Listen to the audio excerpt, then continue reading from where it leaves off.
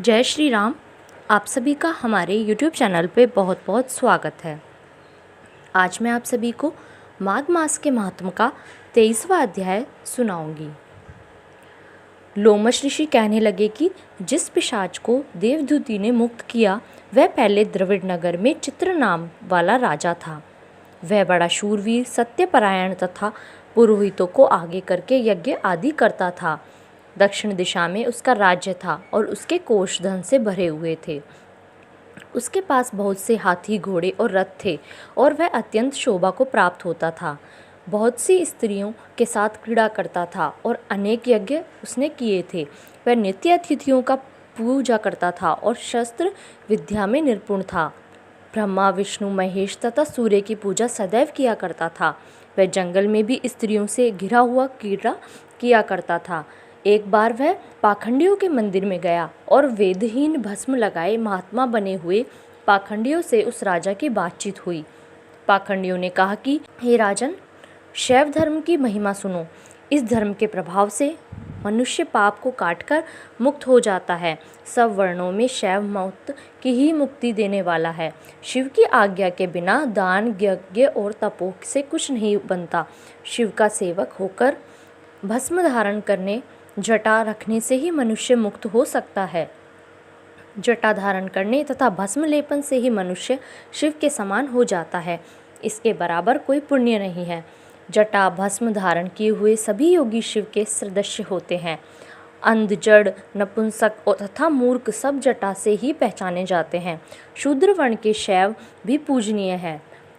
विश्वामित्र क्षत्रिय होकर तप से ब्राह्मण हो गए। वाल्मीकि चोर होकर उत्तम ब्राह्मण हो गए। अतएव शिव पूजन में किसी बात का विचार नहीं है। तप से ही ब्रह्मत्व प्राप्त होता है, जन्म से नहीं। इस कारण शैव का दर्शन उत्तम है तथा शिव के सिवाय दूसरे देवता का पूजन ना करे। शिव तपस्वी को विष्णु का त्याग करना चाहिए। विष्णु की मूर्ति का पूजन नहीं करना चाहिए। विष्णु के दर्शन से शिव का द्रोह उत्पन्न होता है और शिव के द्रोह से रोरवादी नरक मिलते हैं। इसी से भवसागर से पर होने के लिए विष्णु का नाम भी नहीं लेना चाहिए। शिव भक्त निशंक होकर जो शिव से प्रेम करता है वह कैलाश में वास करता है, इसमें कुछ संदेह नहीं। इस धर्म का पालन करने वालों का भी कभी नाश नहीं होता। इस पाखंडी के ऐसे वचन सुनकर राजा ने मोह में आकर उनका धर्म ग्रहण कर लिया और वैदिक धर्म को त्याग दिया। वह श्रुति, स्मृति और ब्राह्मणों की निंदा करने लगा। उसने अपने घर के अग्निहोत्र को बुझा दिया और धर्म के कार्य बंद कर दिए। विष्णु की निंदा और वैष्णवों से द्वेष करने लगा और बोला, कहाँ है हे विष्णु? कहाँ देखा जाता है?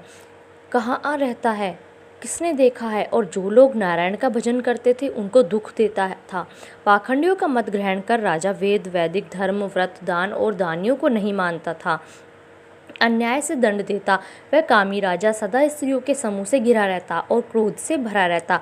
गुरु तथा पुरोहितों के वचनों को नहीं मानता था। पाखंडियों पर विश्वास करता हुआ उनको गांव, हाथी, घोड़े और सुवर्ण आदि देता था। उनके सब कार्य करता, भस्म धारण करता और मस्तक पर जटा रखता था। और जो कोई विष्णु का नाम लेता उसको मृत्यु का दंड दिया जाएगा, यह ढिंडोरा उसने पिटवा दिया था। उसके भय से ब्राह्मणों तथा वैष्णवों ने उस देश को छोड़ दिया और दूसरे देशों में चले गए। सारे देशवासी केवल नदी के जल से जीते थे। जीविका से दुखी होकर वृक्ष आदि नहीं लगाते थे, न ही खेती बाड़ी करते थे। प्रजा अन्न के अभाव से गला सड़ा अन्न भी खा लेती थी। आचार विचार, अग्नि क्रिया सबको छोड़कर काल रूप की तरह वह राजा शासन करता था। कुछ काल पश्चात सब उस राजा की मृत्यु हो गई और वैदिक रीति से उसकी क्रिया भी नहीं की गई। यह यमदूतों से अनेक प्रकार के दुख उठाता रहा। कहीं लोहे की कीलों पर से चलना पड़ा, कहीं जलते अंगारों पर चलना पड़ा। जहाँ सूर्य अति तीव्र था और न कोई छाया का वृक्ष था, कहीं लोहे के डंडों से पीटा गया, कहीं बड़े बड़े दांतों वाले भेड़ियों और कुत्तों से काटा गया। इस प्रकार दूसरे पापियों का हाहाकार सुनता हुआ वह राजा यमलोक में पहुंचा। धन्यवाद। इस वीडियो में बस इतना ही। यदि आपको मेरी वीडियोस अच्छी लग रही हैं तो प्लीज़ उन्हें लाइक कीजिए, उन्हें शेयर कीजिए और मेरे चैनल को सब्सक्राइब कीजिए। और प्लीज़ बेल आइकन भी दबा लीजिए जिससे आपको आगे आने वाली वीडियोज़ की नोटिफिकेशन मिल जाए।